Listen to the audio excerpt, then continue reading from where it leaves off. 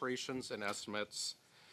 We welcome back the President of the Treasury Board and his associates for continuing our discussion on various subsets of Bill C-15. President Ali, I understand you'll have an opening statement for us. 5 minutes, sir. The floor is yours. Bonjour, Tolma. Thank you for inviting me. I want to begin by acknowledging the heartbreaking tragedy in Tumbler Ridge. As parent of 3 children, I can only imagine the shock and sorrow being felt by affected families and the community. The country shares their sadness and grieves with them. As for the business of today, I'm pleased to be here with officials from TBS to discuss the Budget Implementation Act, specifically Section 5 to 7. Mr. Chair, an effective regulatory system maintains appropriate controls. It also keeps pace with innovation. To this end, Budget 2025 proposes to expand the use and increase the transparency of regulatory sandboxes. Regulatory sandboxes have been in use in certain departments since 2019. They help the government figure out the best way to regulate new innovations before putting permanent rules in place. This means that products and services can be more quickly introduced into the marketplace using the most appropriate regulatory approach. The proposed expansion of sandboxes would extend their use across government. However, they could only be used for a specific time-limited purpose where there is a clearly defined benefit to the country and Canadians. They would also need to follow a rigorous and transparent process. First, advance notice of the proposed sandbox would be publicly reported in a department's forward regulatory plan. Once approved, sandboxes would be publicly reported both the responsible department and in an annual report to this committee. And at all times, safeguards to protect Canadians' health, safety, and environment would be maintained. Mr. Chair, the Budget Implementation Act also includes proposals to help spend less on government operations so we can invest more in areas that matter most to Canadians.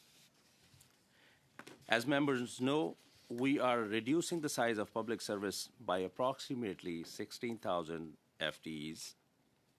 This is difficult but responsible work. To help reduce the impact on employees, Budget 2025 proposes a voluntary early retirement incentive. This program would enable employees to retire early without financial penalties.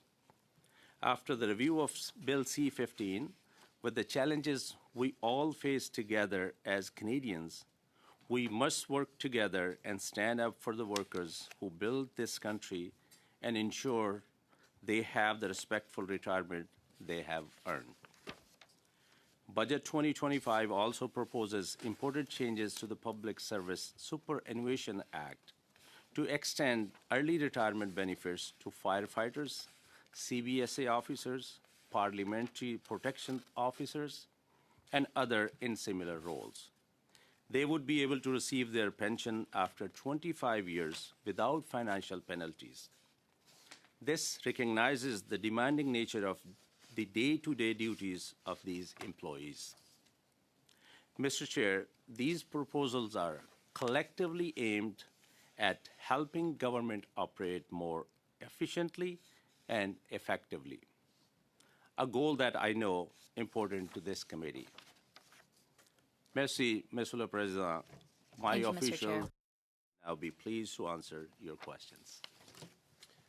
Thank you, sir. We'll start 6-minute rounds with Mrs. Kusi. Mrs. Kusi, welcome back to OGGO. It's wonderful to have you here. Thank you. It's a pleasure to be here, Chair. Minister, your budget unveiled a plan to eliminate 40,000 jobs in the federal public service by 2028-2029. Since then, 68,000 public servants have received the notice that they may be eligible to apply for the early retirement incentive as a mechanism to eliminate these jobs. Does Treasury Board have an estimate of how many of those 68,000 public servants will apply for the early retirement incentive?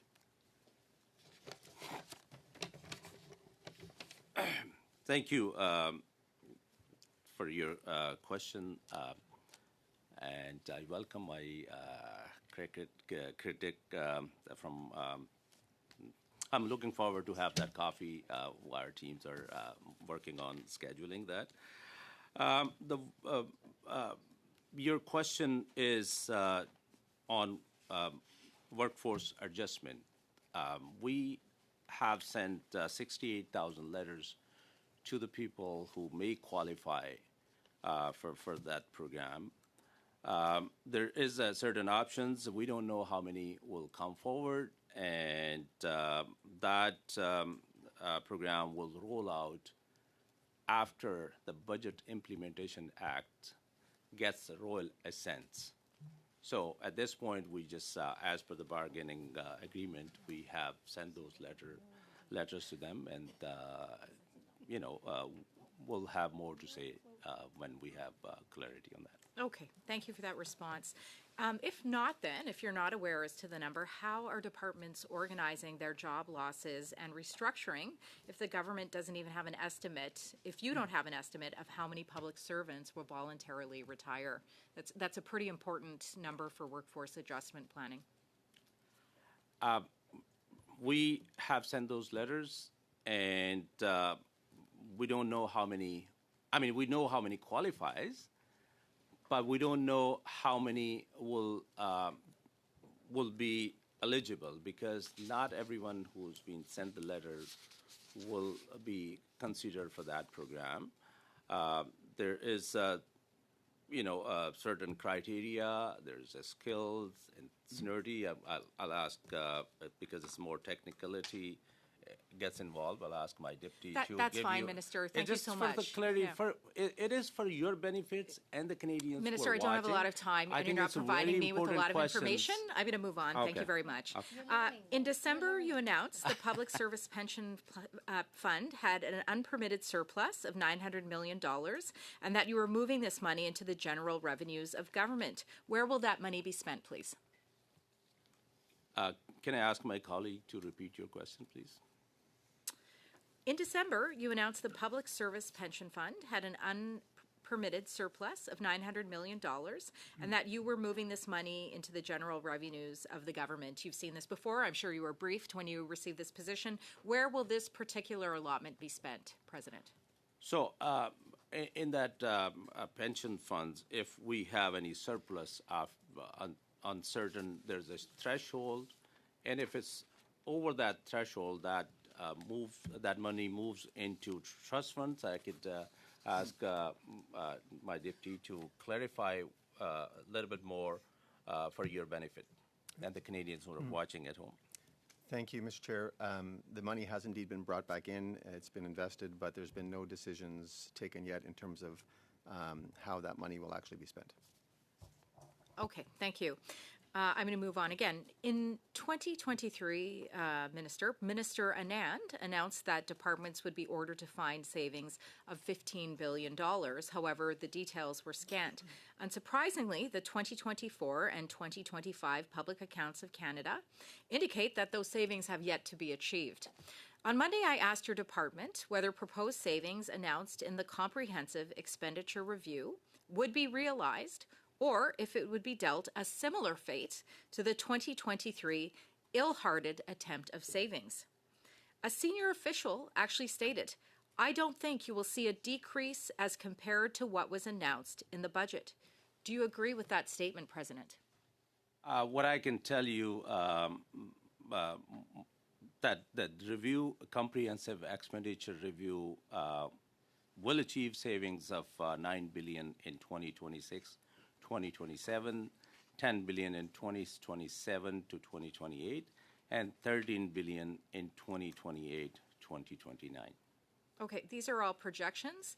As I indicated, your government failed in the 2023 objectives, and I just received on Monday from a senior official a lack of confidence that these numbers will also be achieved. 100 days ago, exactly, the government unveiled the initial details of the CER, the comprehensive expenditure review in the budget, yet here we are today with your own department stating your own spending reductions will not be met despite the continuous forecast you're putting forward. And this isn't me doubting your savings, it's your own senior officials, which should be very concerning for you. So how do you expect Canadians to believe your government will actually lower spending as you've promised if your own Treasury Board officials don't? I don't know where that coming from to you, but what I know, the proposals we received from It's your 102 Toner General. You organizations. should probably I'm have sorry, a conversation with her. Can I Just respond to that a brief question? response, please. Yeah. So those proposals for comprehensive expenditure review, we received from 102 organizations, other than DND, CBSA, CSIS, RCMP. All organizations, they have put forward this plan, and I believe those are the organizations who are delivering services to Canadians. They're responsible, and they have put forward this plan, and I'm confident that we will Thank achieve you. our. We're going to go to Look, Mr. President, thank Gasparo, you. please. Beaucoup. There we go. Thank you, Minister. So my line of questioning is going to focus on the 25 and out and also the regulatory sandboxes. In particular, as the Parliamentary Secretary for Combating Crime, obviously I get an opportunity to speak with our brave men and women in the RCMP and the CBSA relatively regularly. For them and for others, can you just explain the difference between 25 and out and early retirement, please? Very, very important question. First of all, I'd like to thank our frontline workers for keeping Canadians safe and sacrifices they make. It's commendable. There's a major difference between 25 and out and early retirement incentives. 25 and out is a permanent. That will stay if we pass this budget implementation act. They're there to stay. Whereas that early retirement incentive, it is just for the time being, for a certain period of time, and it is temporary. So that is a major difference, and that officers, frontline officers, CBSA, firefighters, and others with a similar nature, they qualify if they have a service of 25 years operational service, and they could retire early without penalty. But that program will stay. It's permanently. That is the proposal. Great, thank you. And just moving on to the regulatory sandbox for a moment. So I've spent my private sector career financing clean energy projects and infrastructure. How can regulatory sandboxes help Canada's clean energy sector innovate at the pace needed to meet our climate objectives, part one, and part two, our energy demands into the 21st century? So that budget 2025 expands the use of regulatory sandboxes to department and agencies beyond Transportations Canada, Transport Canada, and Health Canada, which already have sandbox authority. These sandboxes help regulatory test new ideas safely before deciding on permanent rule change. They can only be used for the time limited. For example, if you're going to implement a rule or making a rule for any department, but you haven't tested that, whether it would be working or you will be achieving objective and delivering services to Canadians, or contributing in the growth of our economy, it would be loss of time and loss of resources. So regulatory sandbox gives you that opportunity to test those ideas, innovative ideas, and see if you achieve the result, and then you make those rules and regulations so they can, benefit to Canadians, in delivering services. Sure. And do other countries or other jurisdictions use regulatory sandboxes? And my understanding is in G7, we're the only country who have very limited uses in 2 departments from 2019. But my understanding is in G7, every other country is using this because this saves time, it saves resources, and it is, especially we're going through this critical time.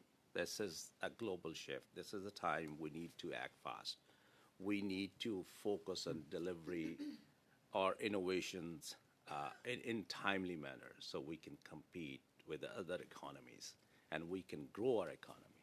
So these tools, which are safeguarded by regulations, have rigorous safeguards, they could be useful in achieving those objectives and put those rules in place. And we have Mike. Actually, he's very compassion.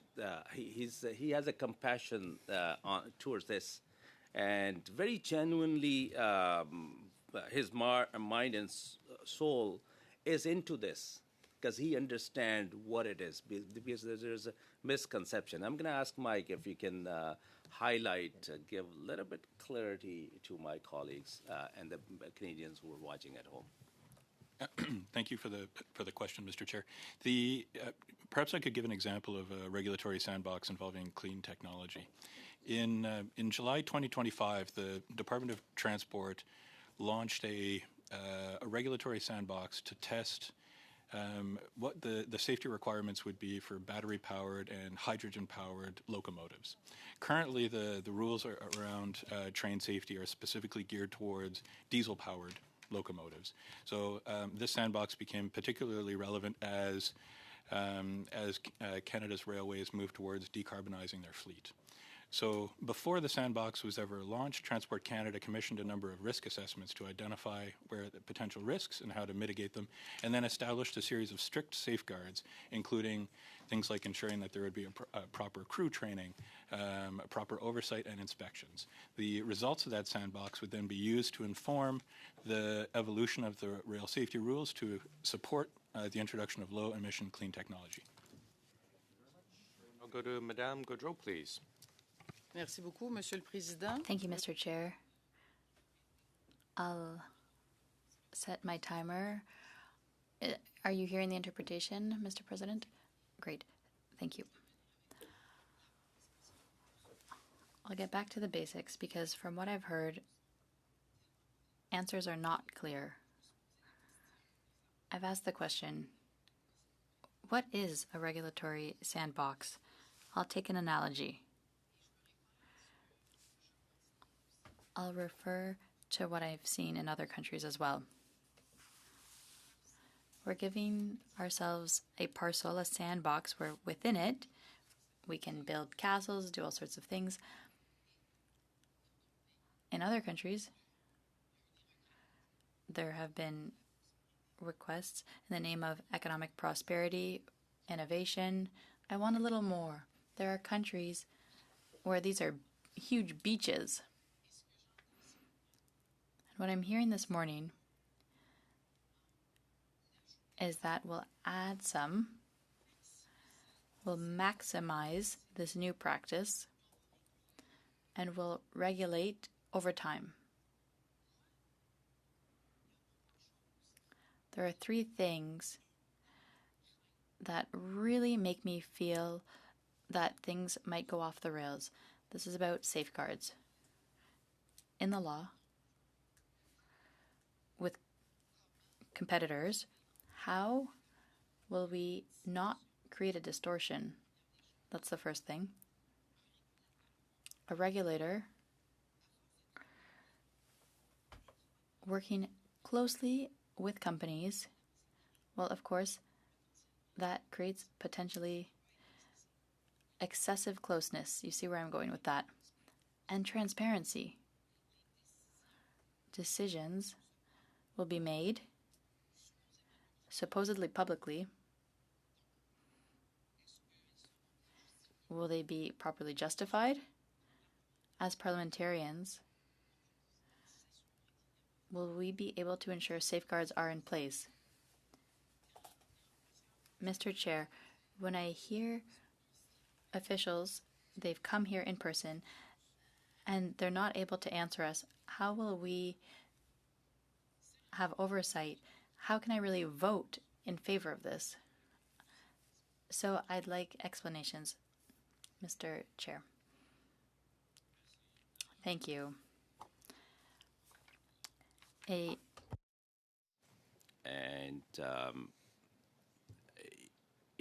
it's really important to understand what is the regulatory sandboxes. There's so many speculations about it, so many misconceptions, and we have this regulatory sandboxes in two departments from 2019, Transport Canada and Health Canada. It's been used only once in Health Canada. If I'm not mistaken, Mike, is it Health Canada or Transport?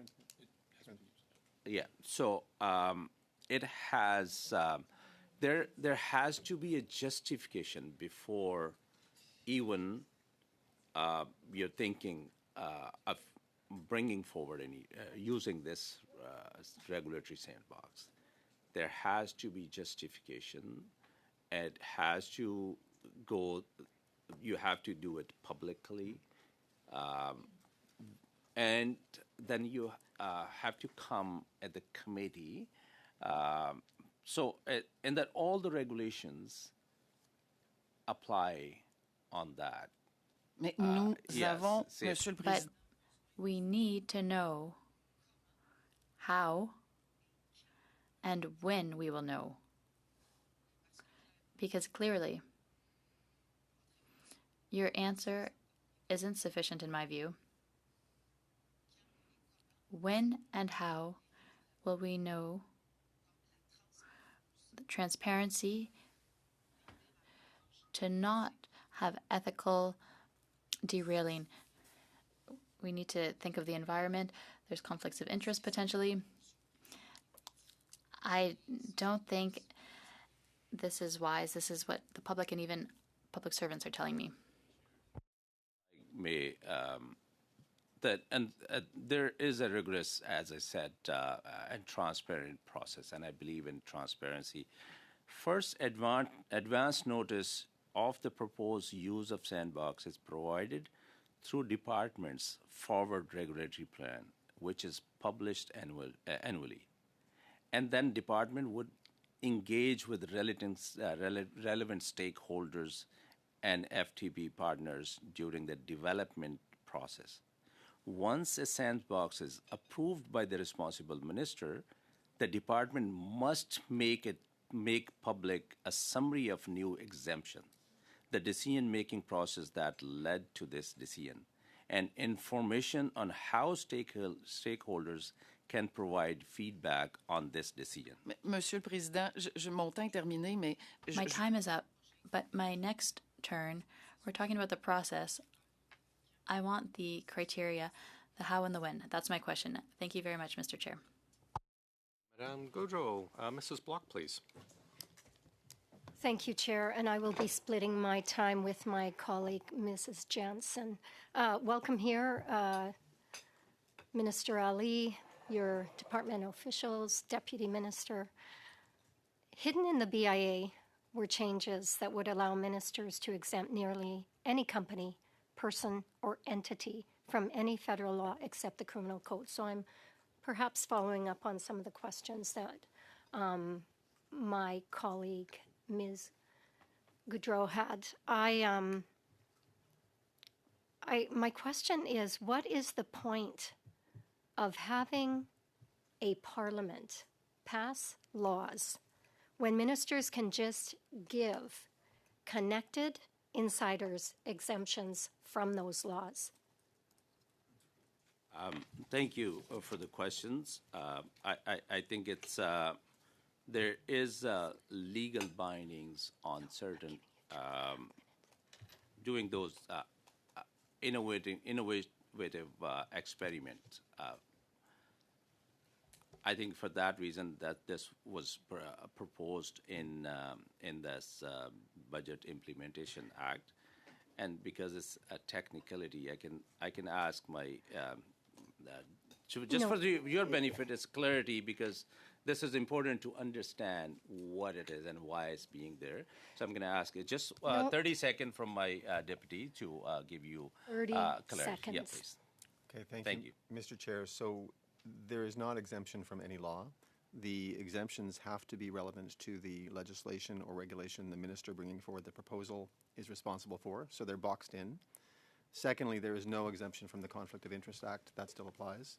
So the goal here is to allow ministers to create a sandbox for innovation and experimentation within the rule set that they are responsible for. And that drives experimentation and gives a chance to test things out. I know there's a lot of confusion about this rule set, but I would suggest that, if you're watching Finance Committee and some of the questioning of some of the ministers there, the only law that doesn't provide exemptions is the Criminal Code.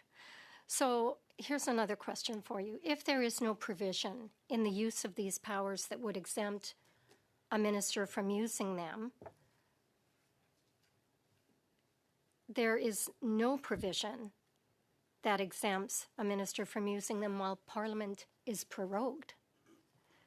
So why is there no restriction on the use of these powers when Parliament is prorogued?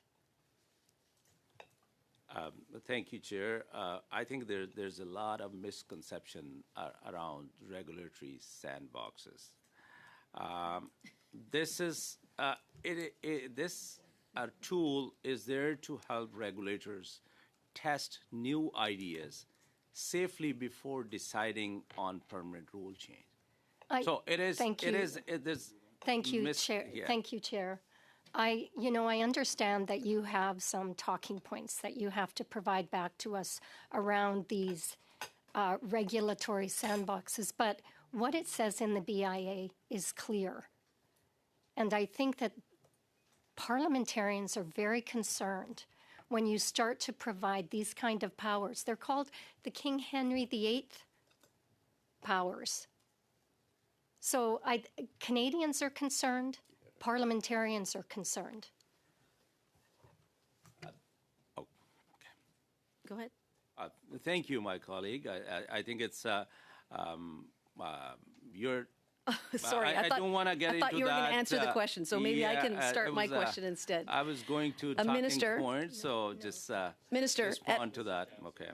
At the last meeting, I was asking about this new exemption power, and which some are calling the King Henry Clause, and whether it would reduce red tape for small and medium-sized business. And I mean, it's a disaster right now out there in BC, 10% bankruptcy, and we find out it doesn't simplify a federal form, it doesn't shorten approval times, it doesn't shorten reporting requirements, and yet it's the only concrete red tape reduction measure in the entire budget. Like, when they're at this point, like, why this? Why just for the big guys? Because I know he talked about shred was going to be wonderful for small guys. Like, no coffee shop, no plumber, no construction workers ever going to use shred. Why just for the big guys? Sure. I understand my colleague is more interested in getting the clips for their writing rather than I'm going to interrupt working. you. I'm going to interrupt you, President. Sure. I think I'm sorry. here to I'm going respond to to interrupt questions. you, sir. That's so, inappropriate to make such a comment back at a member for a straightforward question. Please respond. Thank you. I think it's if I'm here to respond to questions, that I should be given an opportunity to respond to that. Our Minister, I'm going to interrupt here again. It's not the time to respond. It's the comment about the clip, I think, is rather demeaning and inappropriate. But please, I will allow you extra time. Please go ahead and respond, sir. Chair, if you like, you want to give me that written script that I can read to in my response? That's what you want from We'll me? allow you time. We'll allow you time to respond, So sir. I think it's when she asked a question, I should be given the time to respond to that question. Look, there's a lot of misconception. Regulatory sandboxes is help regulators test new ideas before deciding on government permanent rule changes. So, can you give me the water?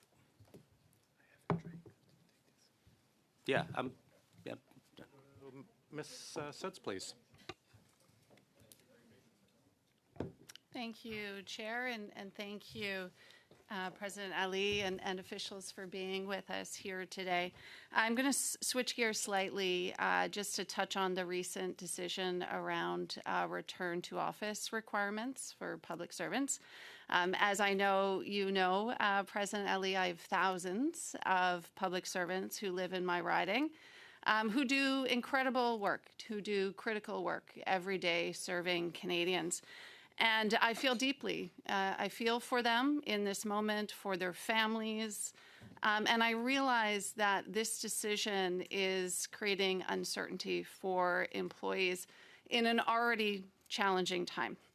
Having worked in the public service, I started my career right out of school in the public service, spent 13 years doing that work. I understand the dedication, the commitment that it takes to serve Canadians in that capacity, whether they're in the office, remote, virtual, hybrid.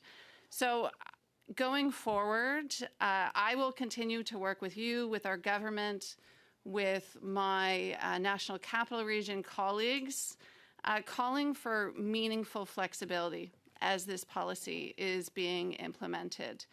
I also know, President Ali, our government has multiple meetings coming up with union leadership, and I think seeking their input on implementation to help ensure that employees have the tools and the support that they need in their workplace is critically important. So I look forward to working with you, and please know that I'll continue to be advocating for that flexibility as this policy is implemented. Having said that, there are voluntary measures that are being prioritized in the workforce adjustments.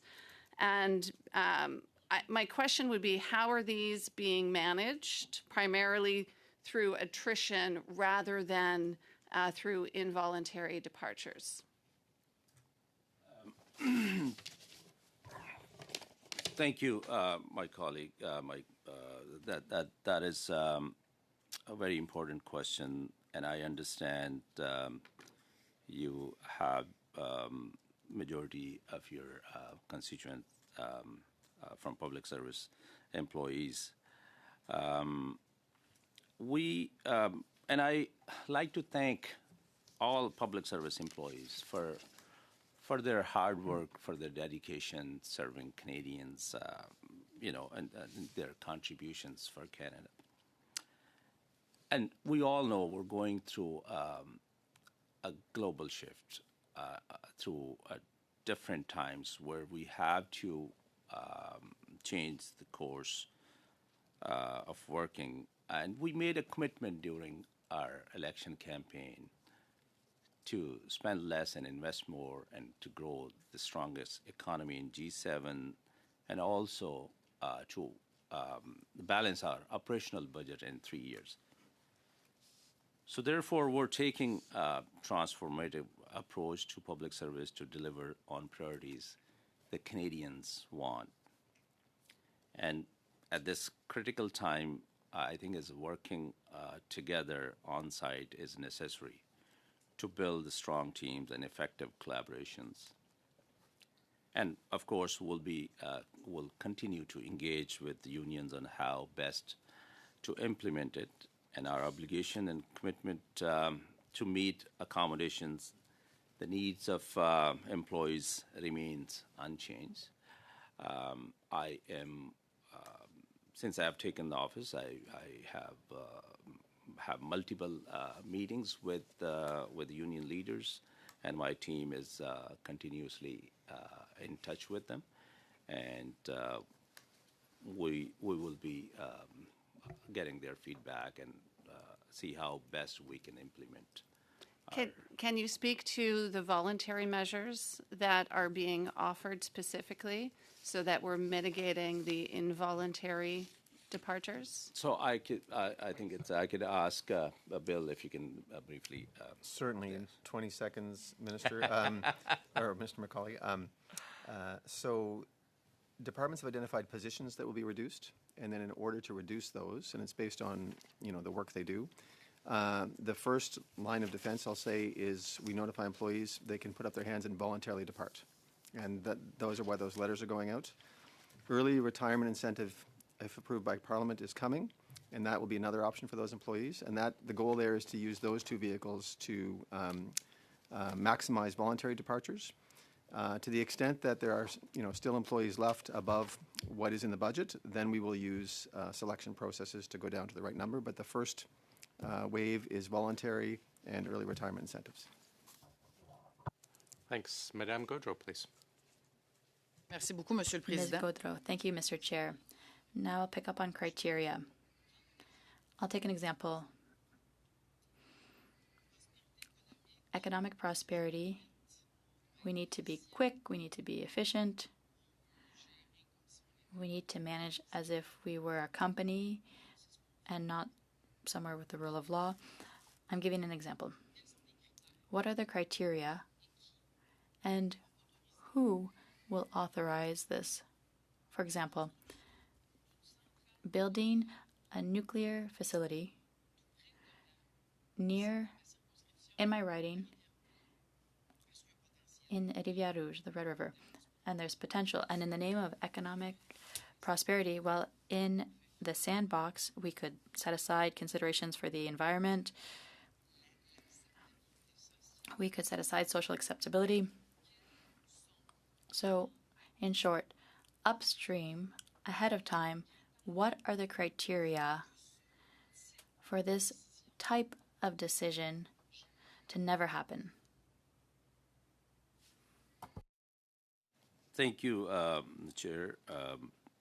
I think that authority will be under the minister responsible, who would be using regulatory sandbox for any experiment or innovation idea before putting in rules in place. But I think this is more of technical question you'll be asking. If you allow me, I can ask Mike, who's expert in this particular area, so who can explain you for your understanding and the Canadians watching at home. Okay. Merci de la question. Thank you for the Monsieur. question, Mr. Chair. There are requirements that are very strict associated with all of the sandboxes. The minister has to be certain that the sandbox is in the public interest. I'll just stop you right there. The question is, what is the public interest? We've asked, and we were told there's no definition. What is the public interest? In federal laws and at the provincial level, the public interest is not defined. That is because, according to the courts, specific decisions, the expression public interest is always contextualized in the specific law. So, for example, in the example you gave, the minister must ensure that there's an analysis of costs and benefits, that the risks are identified and addressed, that consultations with other jurisdictions, with Indigenous peoples and stakeholders are done. And there are requirements with transparency. The intention for the regulatory sandbox has to be published. And when the sandbox goes ahead, that has to be published on the website.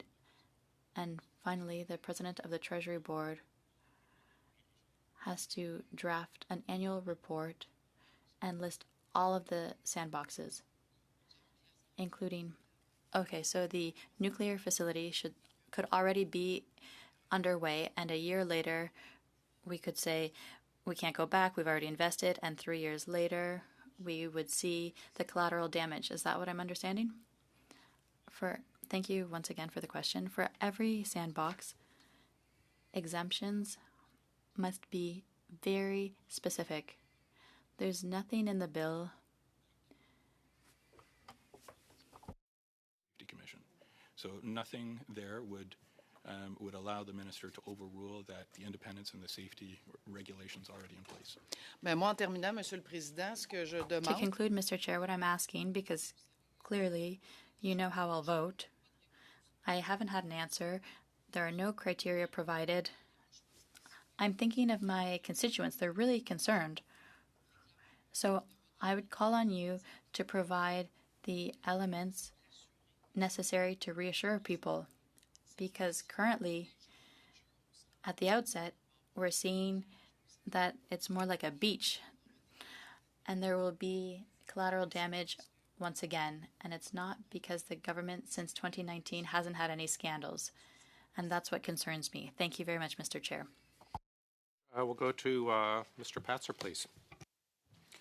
Thank you very much, Mr. Chair, and thank you, Minister, for joining us here today. I guess just right off the bat, kind of picking up on a different question I was asked earlier, how many regulations have been either changed or removed because of the regulatory sandboxes that have existed in transport and health for the past 6 years?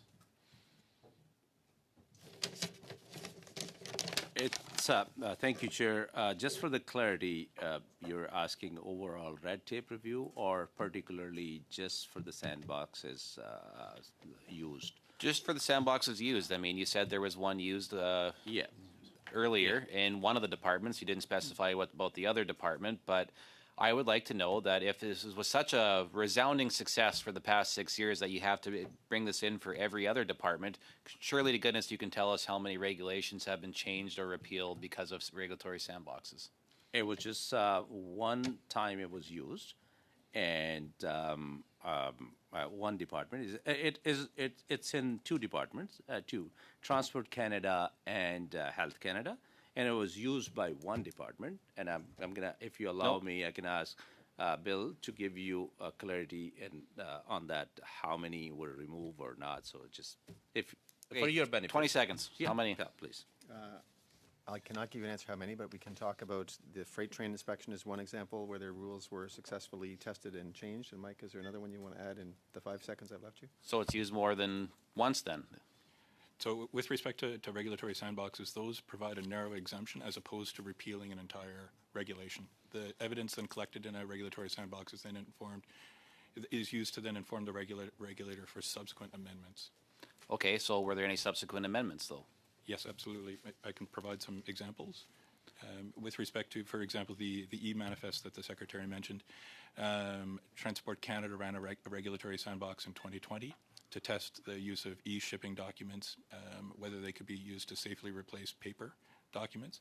So this allowed Transport Canada to then use that to evolve the transportation of dangerous good regulations into greater alignment with international standards. Okay, thank you very much. Minister, with the early retirement incentive that is in place, where is the money going to come from for that incentive? That would be from Public Service Pension Fund. Is it the overages from it that'll be used for it because the plan still has to be utilized and made whole? So where exactly within that fund is that going to come from? As I said, it's Public Service Pension Fund. It'll be coming from there. Not the overages? I mean, can you give a clarity of your question, please?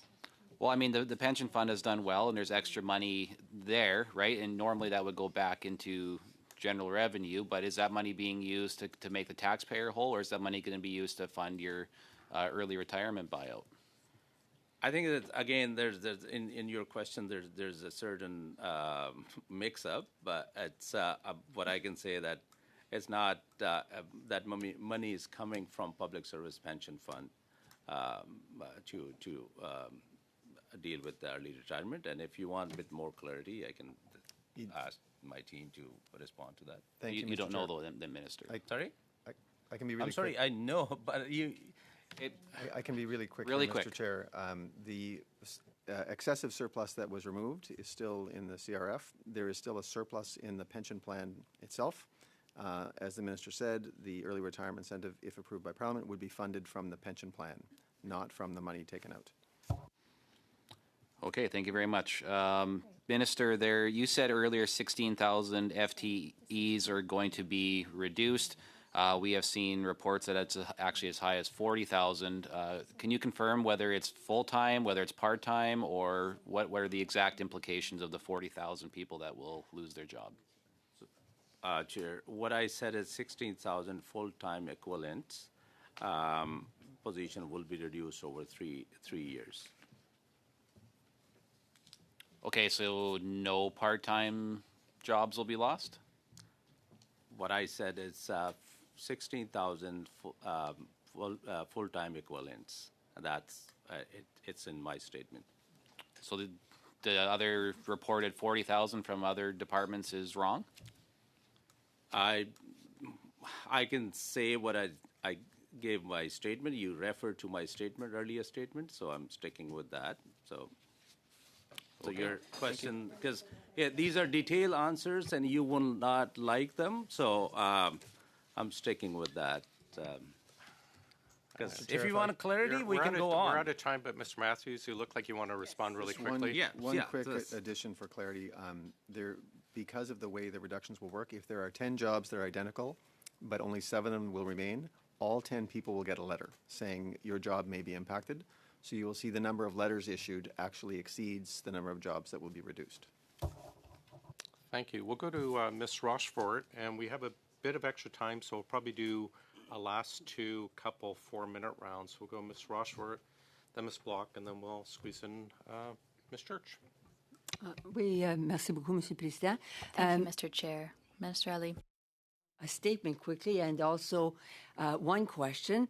I've been surprised since we've started to discuss more publicly regulatory sandboxes by the amount of misinformation that has been circulating. And I do find that there's a section that out of the proposed legislation that sort of seems to be picked out of context always. And I just want to point to it.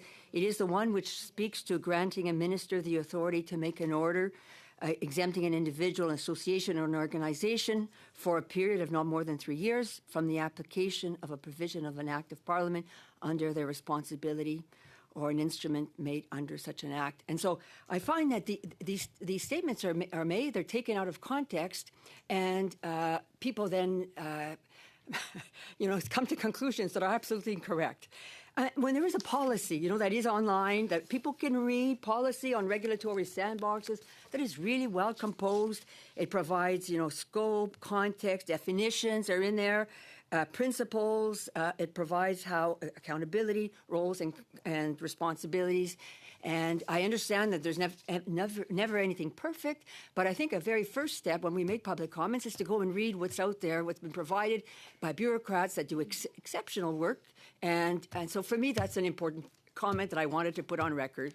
But my question is completely different, and it is addressed to Deputy Minister Matthews, and it follows Madame Cousy's line of questioning with respect to the comprehensive expenditure review. And from the line of questioning, I'm getting a sense that there has never been and there won't ever be any savings from any comprehensive expenditure review that the government does. And I was wondering if you might want to comment on that and maybe expand on that.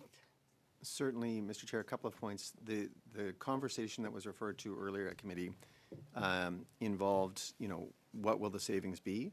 So these reductions from SIR will be removed from department's estimates, and this committee will get to see the main estimates with those reductions. That being said, every expenditure exercise I have ever been involved in also happens at the same time while the government is investing in other areas, and this is no different. So you will see these reductions, but at the same time, you're seeing investments in other areas. So the best example here would be national defense. They've been asked to find 2% in savings, but at the same time, they're growing. So that, in effect, is really a reallocation of their spending. So if you're expecting to see national defense projections for spending next year to be lower than the current year, absolutely not. The government's announced they're investing in that area.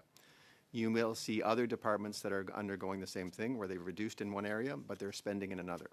So what I would suggest is, if the committee wants to study this further, when you engage with departments, understand where the reductions have happened or where they plan to get the reductions, but at the same time, ask about other investments the government has made in the department that may offset the planned reductions, because it is about reallocation here. Absolutely. It is about reallocation. That is the purpose of doing reviews, expenditure reviews, is to find savings so that you can engage and direct your funding to what is necessary in a particular context. Would that be correct? That is correct. Just quickly, I wanted to touch on Budget 2025 also announces a reduction in up to 1,000 executives in the public service over the next 2 years. Can one of you, Minister or Deputy Minister, comment on that, the importance of this initiative? What does it mean?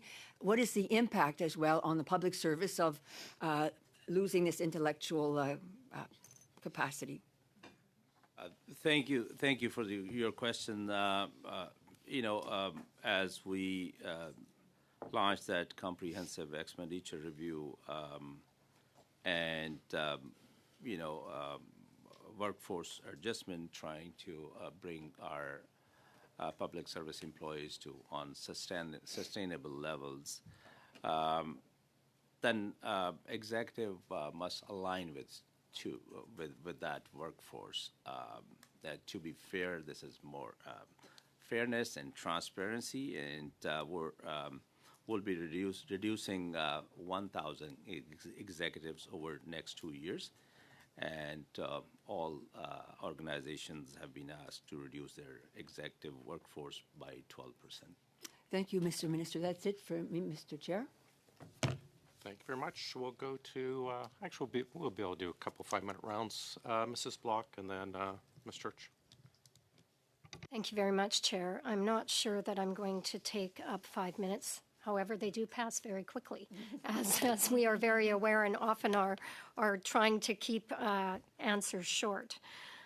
So I want to go back to the intervention that my colleague Ms. Goudreau made, and I have to agree with her when it comes to these sandboxes that, as you refer to them, that are included in Part 2 of C-15. And I would have to say that this sandboxes, which I believe are subsections 3 and 7 in this act, are at best ambiguous and only require the agreement of one other minister within a cabinet, which I think would be fairly easy to find. And so when you think about the fact that you are providing the ability for a minister to exempt a company, an individual, at their discretion, what you're actually doing is providing that minister to pick winners and losers. And so my question for you is this: if laws and if the laws and regulations that we have in place stand in the way of innovation, competitiveness, and economic growth, to the point where ministers have to provide exemptions, why are you not simply just repealing them? Thank you for the question, Chair. As I said, there is a misconception around about regulatory sandboxes. And these regulation sandboxes is to help regulations keep pace with innovation. That I think there is rigorous regulations around them. Minister has to justify why they're being used. So I think every minister will have that. We're providing this tool that they can they cannot just unilaterally use it without giving a justification. It has to justify. They have to justify before using that. So I think it's Minister Ali, yeah. you actually haven't answered my question, which is fine. So I'm going to actually move on and just follow up on the suggestion that your deputy minister made in terms of reviewing the CER. And I'm wondering if we could book 1 or 2 meetings to look at this after the estimates. Let me address that. We actually have an invite out for the president to come back on the CER. Mr. Matthews and others, you mentioned about bringing it or having a couple other departments. Can we, besides the meeting with the president, the 1 hour with the president's secretary, the president of the secretary board that we agreed to, can we just add a couple then? After, because we have the estimates and we're filled up with this budget stuff. Great. We'll follow up with everyone after, but thanks. Sorry, the clock has restarted. Oh, that's okay. How much time did I have left? You have about 1 minute and 30 seconds. I don't know, do any of my colleagues have a question they'd like to follow up with that they perhaps didn't get to ask with that 1 minute? Yeah. Great. Minister, are you aware of any requests that were denied for a regulatory sandbox from either the Department of Health or the Department of Transport in the last 6 years? I'm not aware. I can ask my team that if they are aware. Thank you for the question, Mr. Chair. I would just point to a specific provision in the proposal that specifically means the minister is not compelled to even consider a regulatory sandbox. Okay, but the whole point of this is the minister has said this is absolutely necessary to have in place for innovation and how important this is going to be going forward. Yet you're telling me for 6 years there was only one request, and that's it. Okay. There were a number of regulatory sandbox that Transport Canada implemented, and it helped significantly with the evolution of regulatory frameworks. That included, for example, shifting from paper documents to electronic documents, which helps small businesses quite a bit. Also helped introduce safe introduction of artificial intelligence with respect to railway operations, a number of other important innovation as well. Okay.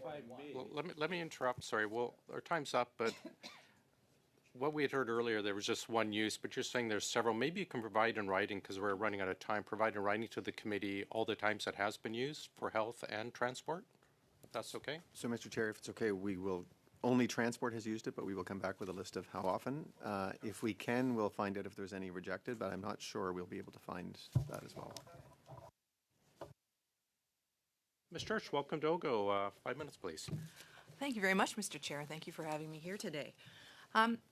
Just because I think we focused quite a bit on regulatory sandboxes and the confusion that surrounds them, maybe let me focus just a few direct questions. Perhaps, maybe first of all, just to clarify a comment that came up from my colleagues across the table here, that sandboxes are somehow beneficial for the big guys, not the little guys, when actually my understanding is that really these sandboxes are designed exactly for the opposite, to help innovators, to help small and medium-sized businesses, to support economic growth, to help us support innovation and productivity. So could I maybe just ask Deputy Matthews, could you speak a little bit to how we ensure that these regulatory sandboxes are accessible to small and medium-sized businesses who certainly wouldn't have the same resources as large organizations? Certainly. So I think there is maybe a preconception that a sandbox is only available to one company. The idea here is that the minister would evaluate proposals, and a good sandbox would impact numerous organizations at the same time. What we hear when we engage industry associations is from the innovators, that they don't have space to actually test out and float their new ideas. So it's supposed to create that experimentation which is open to all if approved by the minister. And Mike has already mentioned one example that benefits small business, but Mike, you may want to talk about another one where an innovator came in with something. Certainly. Thank you for the question, Mr. Chair. The red tape disproportionately affects small businesses. So by providing a clear pathway for small businesses or entrepreneurs to be able to engage with the regulator and suggest innovation or potential targeted exemptions in order to support their technological development or new ideas is part of the idea. So the example I gave was around e-manifests, which would have allowed small transportation companies the ability to apply to Transport Canada for an equivalency certificate and demonstrate that they could safely use e-shipping or digital versions rather than paper copy versions. Thank you. And just in the case of concerns around a conflict of interest where the minister or government has been lobbied on behalf of organizations seeking a regulatory sandbox, can you speak to the type of controls that are in place to prevent those conflicts of interest? Go. Good. Do you want to? No, go. So the minister can only create a sandbox, responsible minister, in the space where the legislation and the regulations are actually within his purview. So that's the initial box. Rules like conflict of interest and those regimes still apply. There's no way around those. So if a minister felt he or she had a conflict, that would still kick in just as it would now for any proposal. So the only area a minister is going to be allowed to create a sandbox is where there's legislation or regulation involved under their purview. So it's not carte blanche across the system. Mike may wish to add to that, but I would simply just confirm categorically that the conflict of interest rules would still apply in the case of sandboxes. And that's why, if I may, that's why I say there's a lot of misconception around on the regulatory sandboxes. All regulation, conflict of interest, code of ethics, everything applies on this. So there's no exemption. No one is exempt from it. So just to clarify, for the benefit of this committee and the Canadians who are watching, regulatory sandbox is only for that certain innovative testing. No one is exempt from any safeguard rules, regulations around that. So just for clarity. Thank you for that, Minister. I agree with you in the sense that I think there are many misconceptions about the constraints. We call it a sandbox precisely because it's boxed in. Maybe to Mr. De Jong or to the Deputy, could you just very clearly for us lay out what are the constraints around the regulatory sandbox, the fact that they are temporary, that they apply only to specific projects?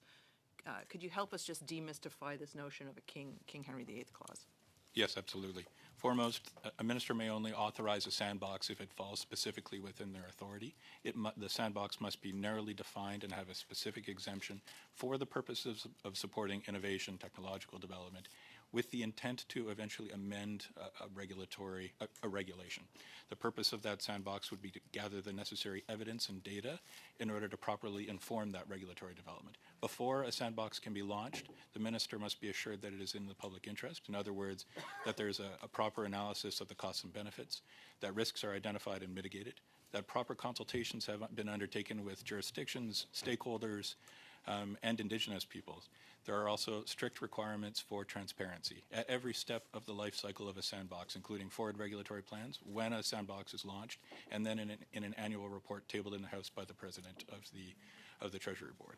Thank you very much, gentlemen. Before we suspend, if I can just ask a couple quick questions. You may have answered it earlier. What is the projected cost of the early retirement buyout? It's 1.5. I saw over 5 million. 1.9 billion? 1.5 over 5 years. 1.5. And Mr. Matthews, can you clarify, please? There is the unpermitted surplus above the 25. I understand that's been cleared out and put back into general revenue. Is that correct? So, go ahead. The surplus at a point in time last year has been dealt with. Obviously, the actuary will continue what is the to surplus sitting at right now? Is it above the unpermitted, or is it? I haven't seen a recent actuarial report, but if the pension plan continues to do as well as it was doing in previous years, we will be close. Right. Maybe the issue I have is I'm looking at under the Act, under pensions, it says 7.3, retain the surplus to ensure the plan is at a prudent margin. And I'm just curious how paying this out, instead of paying out of general revenues, it seems to be kind of hidden. Because you need to maintain the surplus at a prudent value, but you're clearing out 1.5, 1.9 out of it for the early buyout. But on the flip side, within the Act, if there's a deficit, the deficit has to be made up by taxpayers. It also states that when it is in a surplus, the government stops contributions, which is taxpayers stop contributions. So it looks to me like you're whittling down the surplus, and taxpayers are having to basically make it up. Taxpayers on the short are on the hook for any shortage or deficit of the pension. Therefore, any surplus, I would think, would go back into general revenues. And it looks like you are kind of playing fast and loose with the Act in several ways. Response? No, we're done. No, of course. Please go ahead, Mr. No, I'm asking Mr. Matthews because he's a bit more in tune with this. No, I don't know whether it was a question or a statement by you. Both. Just wanted to get the clarity. Both. I'm trying to figure out how it's justified, how it fits in with 7.3 that says that we should maintain or retain a surplus in the plan as a prudent margin. How we justify paying out this early buyout costs out of the pension when, the pension any deficit has to be made up by taxpayers. Therefore, the flip side is surplus generally belongs to taxpayers. The government, when it's in surplus, doesn't make contributions to it. The government, therefore, taxpayers. So it looks like this could reduce the surplus and eliminate the government from ending their contributions. You see what I mean? Well, I'm sure Mr. Matthew does. So I don't know if you're confused. Two very quick points here, Mr. Chair. Number one, when there was a non-permitted surplus above the 125%, it did indeed go back into CRF, as we've discussed. Right. Just remember, though, this pension plan is made up of investment income, obviously, that the plan has earned, but also contributions from both the employer, or as the Chair said, the taxpayer, but employees as well. So that fund is jointly right, funded. But if it's in deficit, the employees don't make it up. Taxpayers do. Go ahead. Mr. Chair, I appreciate the fact that I'm new to this committee, but my understanding was that if the chair wanted to ask questions, he would take the time from a member of his caucus. We are done, actually. So this is just Chair's prerogative to ask questions. But thanks. Go ahead, Mr. Matthews. Sorry. So are we adjourned? No, we're at the end of there's no more rounds for members. I'm just using Chair's prerogative to ask a couple questions at the end before we suspend. Okay. We do quick commonly in all committees. Just finish up, Mr. Matthews. Very quick. So there was a point in time when the plan was in deficit that indeed got funded by the government, but then equally when the plan was recently in a surplus position above the authorized amount, that went back into CRF. So you have seen it move both ways, but the key point here, the pension plan itself is jointly funded by employer and employee. I think a lot of things will agree to disagree. But anyways, we're going to suspend briefly, but before we do, actually, no, we'll suspend. We'll say goodbye to our guests, and then we'll bring back just a couple of folks. We're just going to go over our submission process for the C-15 recommendations and possible amendments, but we'll suspend quickly.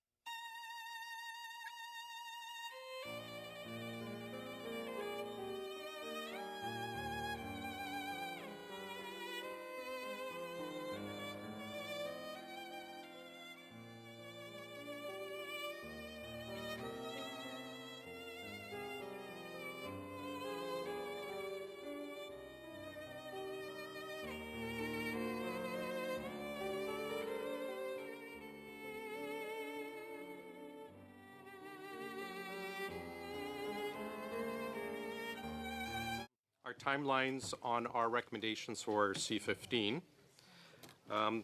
February 18th, on break week, the analysts are going to distribute a summary of the evidence of recommendations based on our first 3 meetings. So it won't include Canada Post, but everything up to today on C15. By the 20th, we're asking members to submit their proposed recommendations to the clerk by noon, again, on what we've heard up to today, not including the Canada Post. 23rd, the analysts will return the recommendations. 24th, we'll have Canada Post here, although I think a lot of it was covered by Minister Lightbound, but Canada Post will be here anyways. And then we're asking to have the 25th at 2 p.m., the second tranche of proposed recommendations that we're going to send back to Finance regarding Canada Post. So the 18th, we'll have from the analysts a summary, and they're kind of put together some recommendations, what they believe from what we heard. You can provide them back to the clerk by the 20th by noon. 23rd, analysts will send out. 24th, we'll have Canada Post, and it's just the one meeting for, I think it's 1 hour. Then you can have your recommendations in by 2 p.m. on the 25th. 26th, the analysts will provide a summary of evidence from Canada Post. And then we have to kind of collate everything. And then the 27th, we're going to send our letter to Finance, to FINA. And what we, as I mentioned, if we can agree on a recommendation, we'll send that. If we can't agree, then we'll have a recommendation. Conservatives recommend this, Bloc recommends this, Liberals recommend this, or Bloc recommends this, Conservatives and Liberals recommend this. Now, the complicated thing, if you want to actually do an amendment, it can't be done out of our committee because we cannot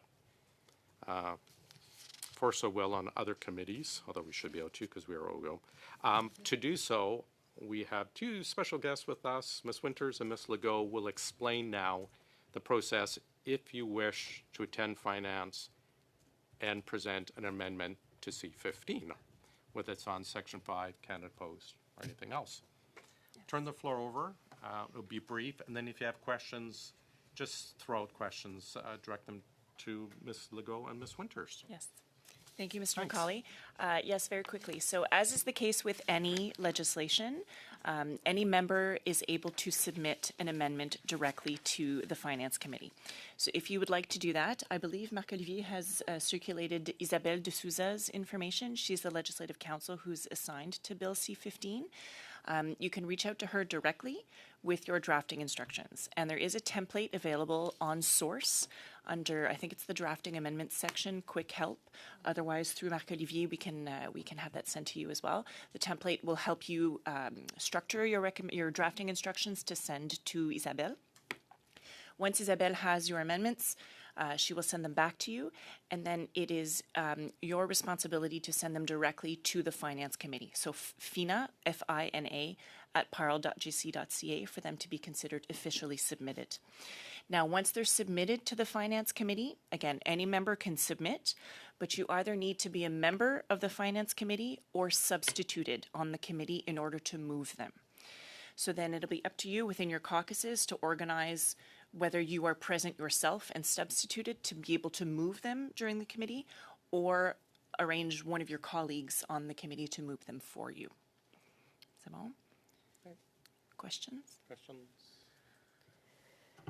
So if we work with Isabel and we want to put forward an amendment and it is in our name, we don't have to be at the Finance Committee in order for it to be moved.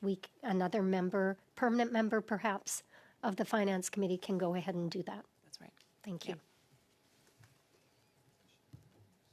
We're good? Who's best if we do have a question? We'll finish up, and of course, I should have asked that. Should they direct it to the clerk who will forward it to you, follow up with Sure. Isabel, To keep things simple, we can go through Marc-Olivier. Generally speaking, any questions regarding the amendments themselves, drafting instructions, legal questions will go to Isabelle. and then anything procedural will come to us. So that's another, thank you for mentioning it. If ever you would like procedural advice ahead of time as to whether or not we will suggest that your amendments be considered admissible or inadmissible, you're welcome to send them to us through Marc-Olivier, and we can give you that information in advance.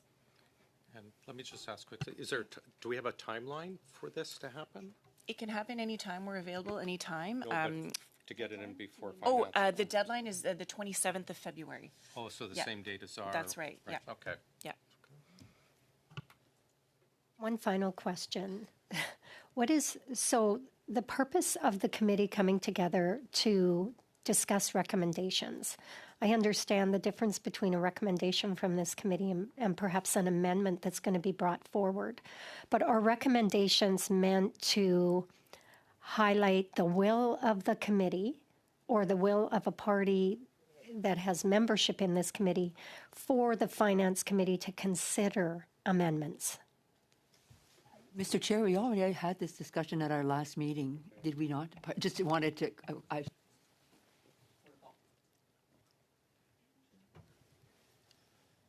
That's my understanding as well, that any recommendations put forward by this committee will supplement any discussions that are had at FINA and will help you as members determine perhaps what you want to move as legislative amendments, but they are considered separate.